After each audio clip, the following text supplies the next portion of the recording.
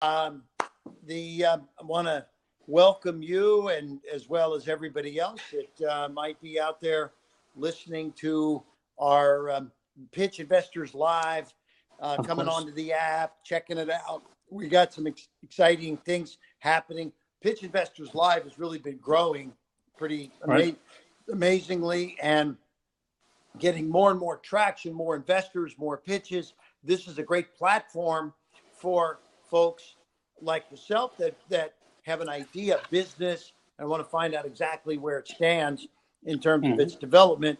But we are, looking to give you exposure, first of all, to me as an investor. And, so the first level is it something that me, Kevin Harrington, as an investor, my team, I have a team that invests. Is it something we're interested in? And or is it something maybe we partner with somebody or somebody else that might be listening? Because a few weeks ago, we had a great group that came in that was listening and invested. Wow. So anyway, that's fantastic.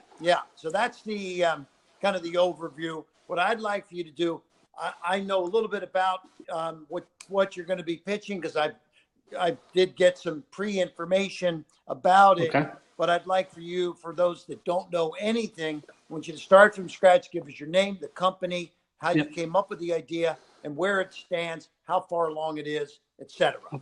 Okay, so my name is Scott Ambrosio. I'm founder of Joffer, short for Job Offer. It's a cloud-based vetting engine that allows employers to tailor the hiring process based on unique company needs. Our software enables the employer to filter, engage, and manage job applicants with ease, accuracy, and speed, essentially allowing them to hire the best talent in the shortest period of time. We're the hiring assistant that smaller employers could never afford, but have always needed in their corner. And we want to help companies realize the return on human capital management per employee hired, saving that money starting with the first interview. Okay. And so the way that this all came about was I was in transition between jobs, working with a few different recruiters around the country, realizing I was doing mundane tasks repetitively, and it should be able to be done in one central location where an employer can log in and get the information from anywhere. So essentially, we've taken the human part and made it into a systems component, and that's the beauty of the software. We basically take the human element and automate it. Okay. Then how far along are you at this point? So we've hit some roadblocks along the way, with development. I'm not a developer by trade. Luckily, ran into my CTO, Phil, along the way through the trials and tribulations. So we're in development, finishing out the product, hopefully by the beginning of the new year or by February the latest. And, hopefully rollout should be shortly thereafter.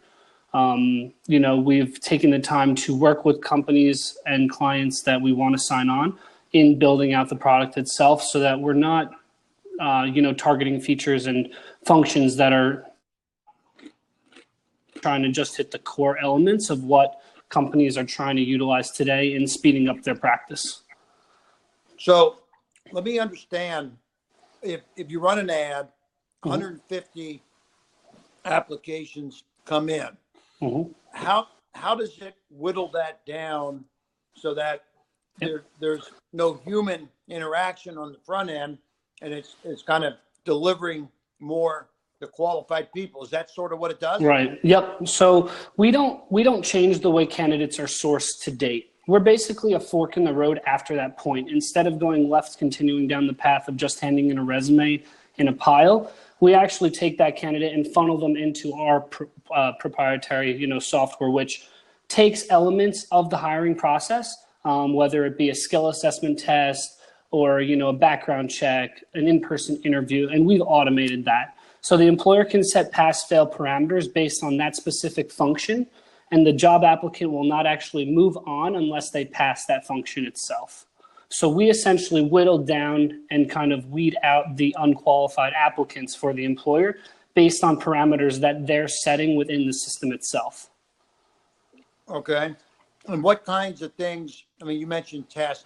Let me get a little bit of idea what kind of things that you can help them do some due diligence on. Yep. So like I said, we have skill assessment partners, companies that we've, integrated into the software. So we offer over 100 different tests based on the type of, employee you're looking to hire based on finance or tech or development, whatever it is. That test can be specified for that specific hire.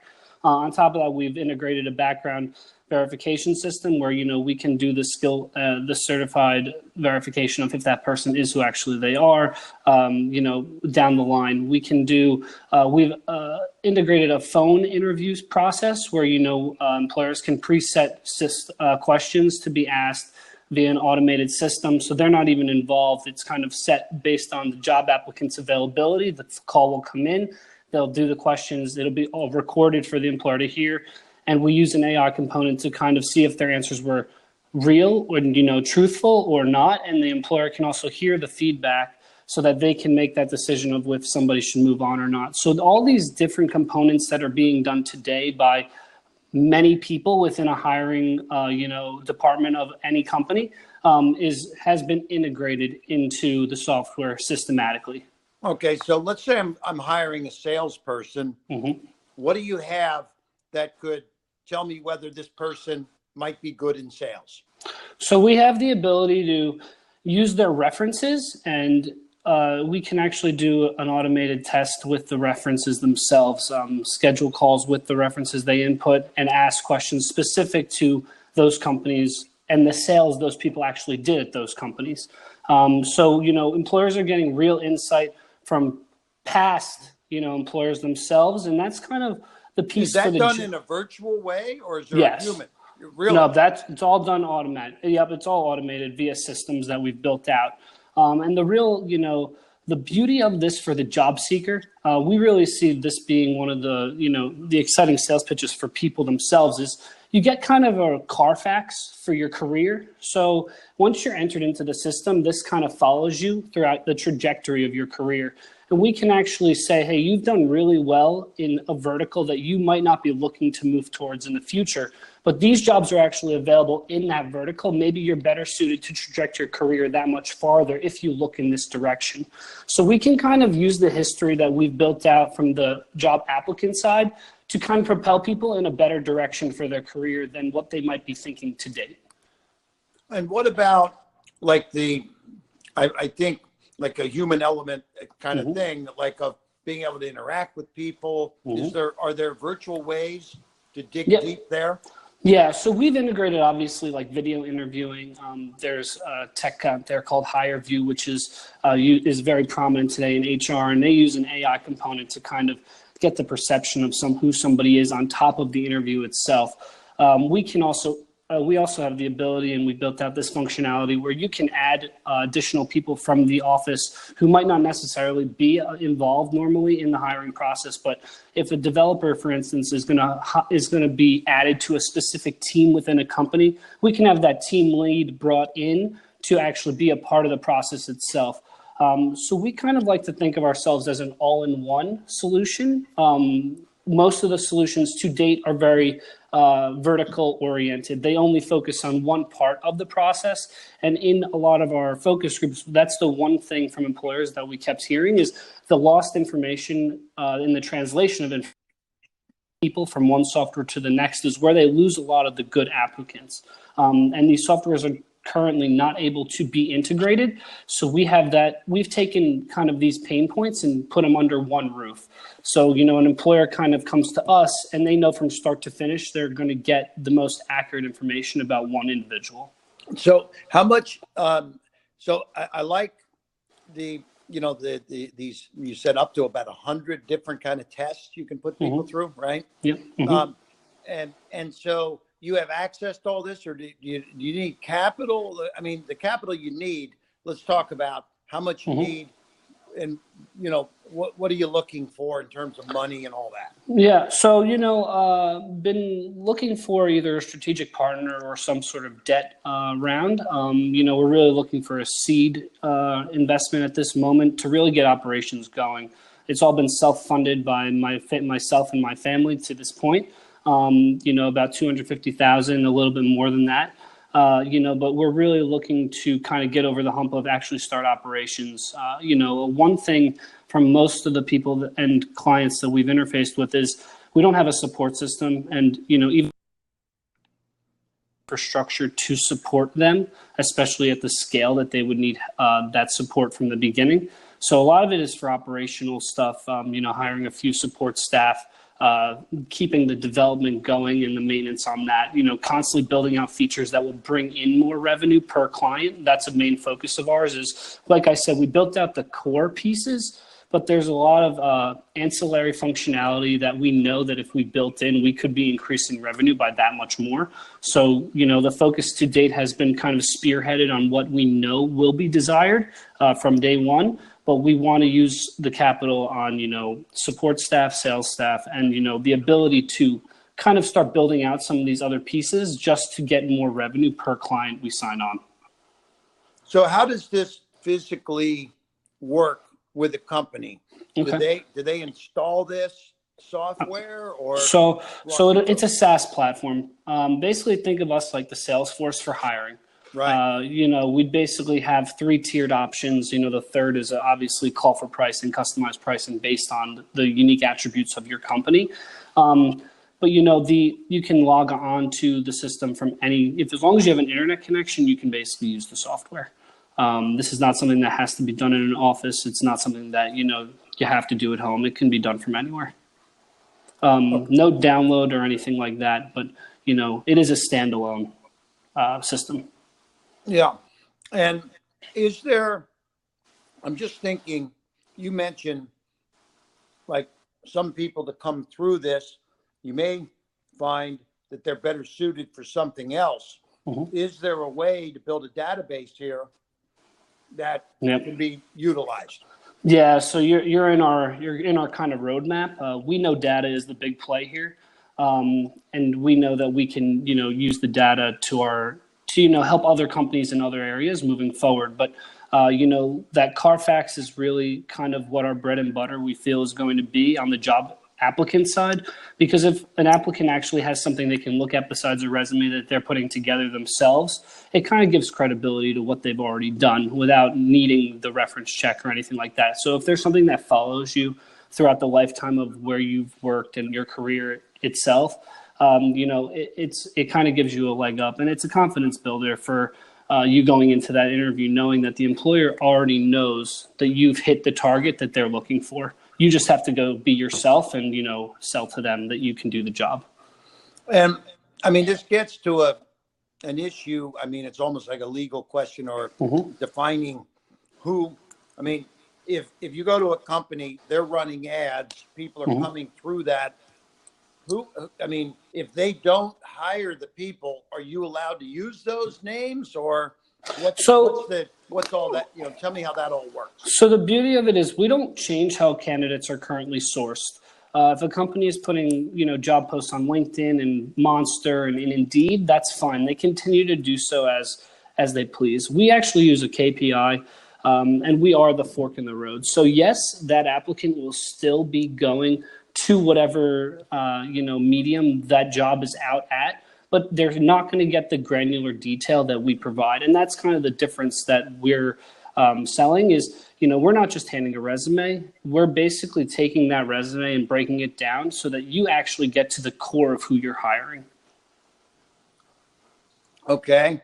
So, when you go to a corporation, will you pay for the ads to generate these leads? No. Or they're paying for it, right? Yeah, they're paying for it. And, you keep calling them ads. I'm not sure if I'm understanding that correctly. Do you mean like a job post itself? Yeah, that's what I meant. Okay. Yeah. Okay. Yeah. Yep. Yeah. Then yeah. No, that's those are cents compared to what they would spend for like a recruiter or a headhunter themselves. Gotcha. $50 for a job post is not really seen, as far as from what we're told in our focus groups, as something that would alter their decision to maybe try a product like this, because they're paying a headhunter 30% of a salary regardless. Right. So this is still cost effective. And then, so give me the competitive landscape of Mm-hmm. what's out there? Is there anybody doing something similar, et cetera, Yep. et cetera? So I'll email you this. The competitive landscape, and this was done by an HR accelerator incubator in New York City. This is the state of the industry. I'll email this over to you as well. Okay. Basically, every bubble on this chart does one specific function of hiring. We've basically encompassed all of it under one roof. So the competitive landscape is vast, but they only do one part of hiring itself.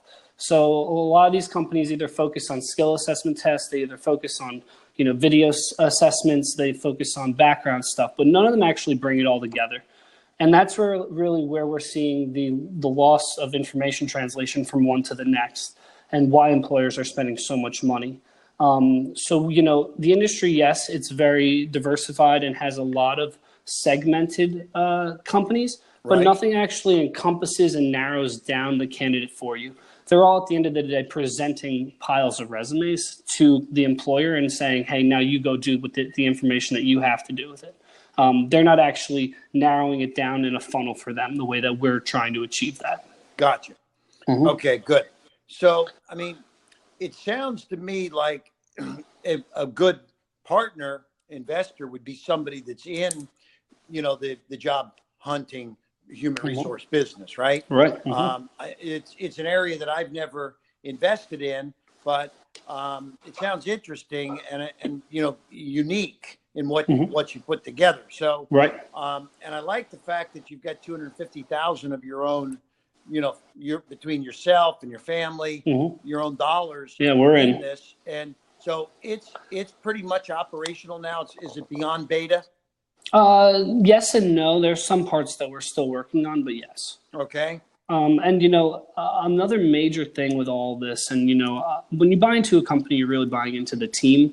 And that's something that I've always believed in, having seen my dad throughout his career and entrepreneurship and all that. And it's really about your supporting cast. It's not just about the entrepreneur himself. I'm very thankful that I have come across my partner Phil and Adam. Phil is a data scientist by trade. He's actually the CTO of Joffer. But just the credibility and the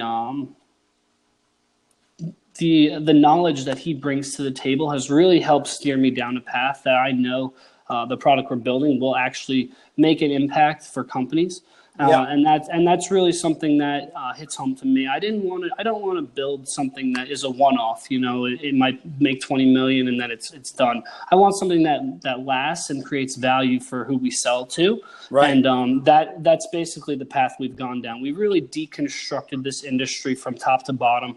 And there are a lot of holes, and that's really why the state of the industry is what it is. When I send you this chart, you'll really see the kind of the mess that it is. Yeah. But we really feel the solution that we've built will be able to kind of mitigate the loss of information and help employers in the long run. Okay, and I have one friend that's in this space. I'd love to just get a pulse from him. Of course. On what he says. So you have sort of like a business plan and executive summary and stuff. So I'd love to. You got it. I want to get all that. I want to run it up to flagpole with a few people on my side. Cool. And where are you based? I'm in North New Jersey. Okay. Yep. I lived in Philadelphia for 10 years. Oh, and very close. I had a place in Margate, New Jersey, but my son lives in New York. So yes, in Long Island, I think he said when I spoke to him. So between us all, we could maybe pull some things together here. That'd be great. Yeah. So I think now is there any model here where people that are looking for a job would be willing to pay to use your program? That's something we've been exploring because, we've been doing a lot of, testing with employers themselves on kind of price ranges they would be willing to pay for what we're offering in that tier. And, it's something where we're getting a little bit of pushback from job seekers themselves to date, but we do feel internally there's going to be some sort of a switch or a crossover because employers are taking a lot of brunt across a lot of softwares now, and they can't pay for them all. So at some point, ads or I really don't want to go the way of ads because I think that takes away from the product itself. But, I do think there's going to have to be some sort of play with the job seekers, maybe after they see some results, having to step up to the plate. Maybe it's $4 or $2.99, nothing major. But, I don't want to say we're going that way, but, I've noticed it internally that there is a little bit of pushback from the employer side. They pay for sales stuff. They pay for organizational stuff. For fun, there's just so much how much more can they take on? Right. And because it made me think, if I'm a high qualified individual, I feel confident in my ability to go in and ace these tests that you've got, right? Yep. I mean, you can almost challenge them. Hey, look, we have employers that are looking for qualified people. If you get through our program, you're going to be at the top of the list, and boom, boom, boom, interview. boom. So right. Anyway, it's smart. Yeah. So hello. As much as possible. So let's leave it at that. I like where you're going. I like the. Thank you. Thank you very much for your pitch, and thank you for your time. Out there watching, if you're in this space, you may want to get in touch here because we've got. I think it's a very interesting opportunity. I think you mentioned fork in the road kind of thing, and I think I could see where there's one model where the people are paying to get in, that obviously the employer's paying now, but love to explore a lot of these ideas at another time, but look forward to getting your business plan and Absolutely. graphs and everything you were talking about. Thanks for, giving us a good shot today.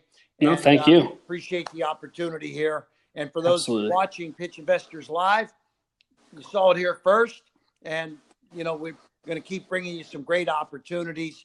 And one of the big things here's an entrepreneur that's arranged to get $250,000 between himself and his family and his close friends and relatives to get this thing off the ground. That shows a tremendous commitment and, starting point to taking this all the way to the finish line. So thanks for being here today, and look forward to following up with you. Thank you. I appreciate the kind words, and this was excellent. Super. Thanks, guys. Have a good one. Bye-bye. Bye-bye.